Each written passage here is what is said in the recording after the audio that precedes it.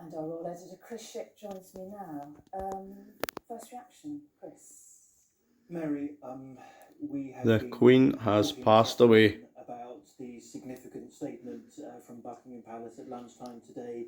I think this was the news that everyone dreaded, but the news that came just in the last few moments, a very short statement that she died peacefully at Balmoral this afternoon. We now have a king and a queen consort who will remain at Balmoral.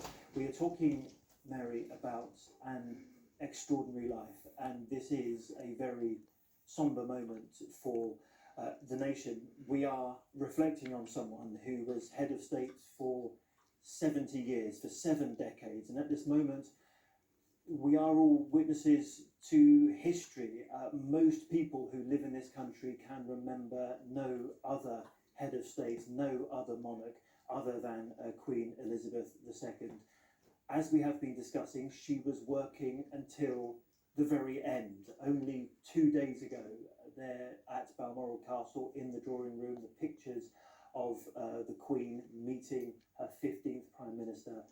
This is a live shot of Buckingham Palace where the Union flag has been lowered to half-mast.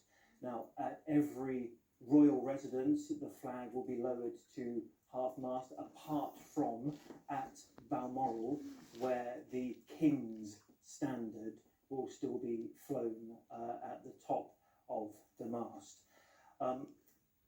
It's difficult. There we have Downing Street again, the flags at half-mast. Now, flags will stay in this position for the next 10 or 11 days and will only be raised again the day after the Queen's funeral. Mourning will take place for that period of time. Royal mourning, however, Mary, will continue for about a month. We were seeing pictures just 2 days ago of the Queen working until the very end.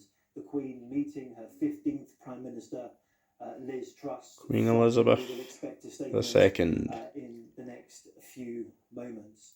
And passed away. A year when the country was celebrating the 70-year reign of the Queen, the Platinum Jubilee, when some of the last ever images of her to show their appreciation shown here over the long Jubilee weekend.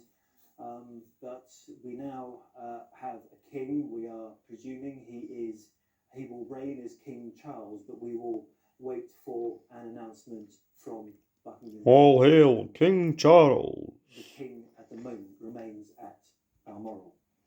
Chris, it is a moment in history, isn't it? Crazy stuff. A life of service and duty to crown and country.